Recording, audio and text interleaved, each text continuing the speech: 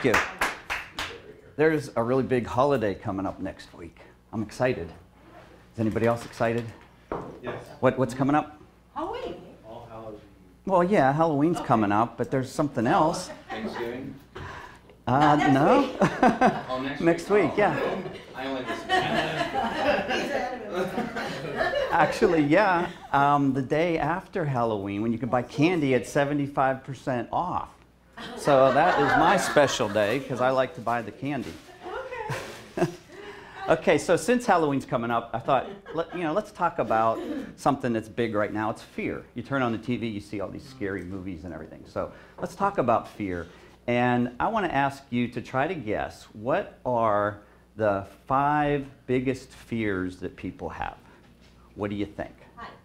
Height. That's very good. And height is actually number 4. Public speaking. Oh, very good. Public speaking is number 1. Money. Okay, who said the public speaking? All right. Carson read. You're getting, I was going to turn and say public speaking. you're in advertising and marketing, you said? Or? Yeah. Okay. Yeah. These are called fun size. That is a good marketing deal, because to me that's not really fun. But there you Thank you. go. Okay.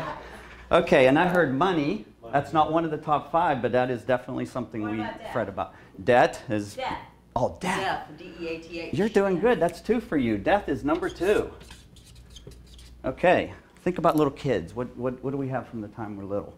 Fear of what? Monsters. Okay. Where are those monsters at? Speaking of Halloween. Dark light. Darkness. Yeah, darkness. Okay, so that's number 5. And Failure?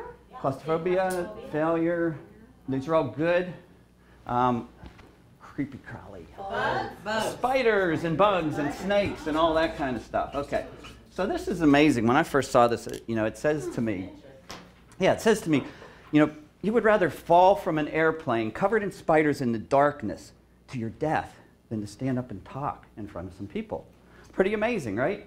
But that's where it pans out. So in talking about fears, one of the ones I want to talk about today, as Diane mentioned, is the fear of the future and where it's going with jobs and things of that nature.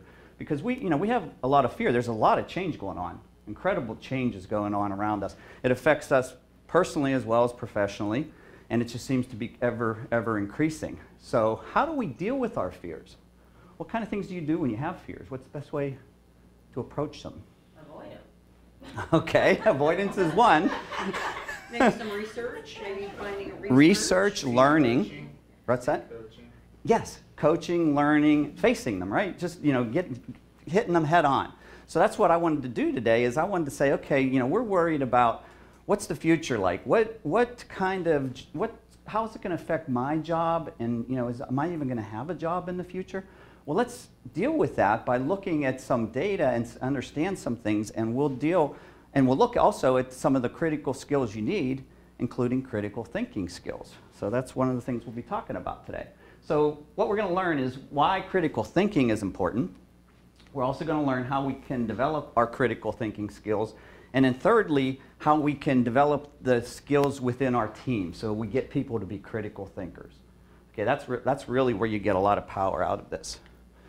So let's talk about the changing business world. 3 key things are happening around us that are making this happen at an ever-increasing rate. First of all, we have fast-paced technology changes, okay? I work at IBM where we're working on artificial intelligence, and it's changing the world very rapidly. Robots are coming about now, and all kinds of things are happening that affect jobs. We have increased globalization. That's happened in the past, and it's ever expanding. And so this means that not only do we have competition worldwide, we have customers and clients worldwide. And so there's a lot to understand and deal with there. And then we have a demographic shift. We were talking before the meeting about the millennials. Well, we have Gen X and Y coming up, which is a very different group to understand. If you are in the baby boomers, and if you're a Gen X or Y-er, you maybe don't understand the baby boomers. So it happens both ways. Also, people are working a lot longer. We're not retiring as early. We're working, and so that affects things as well. There was a study done by McKinsey & Company. This is a very good marketing or a research company, and they looked at, you know, what's going to happen with jobs in the future, in particular around workplace automation. And what they found was very surprising. What they found is that jobs are not going to go away. It's just that jobs are going to change. The activities that we do in our jobs are going to change quite significantly. And what they found was that less than 5% of the jobs are going to go away. So there are going to definitely be some that will be replaced. But what we're going to see is up to 45% of the activities are going to be replaced by the technology.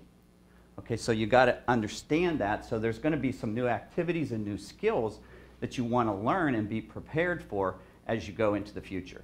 Now this study is really good.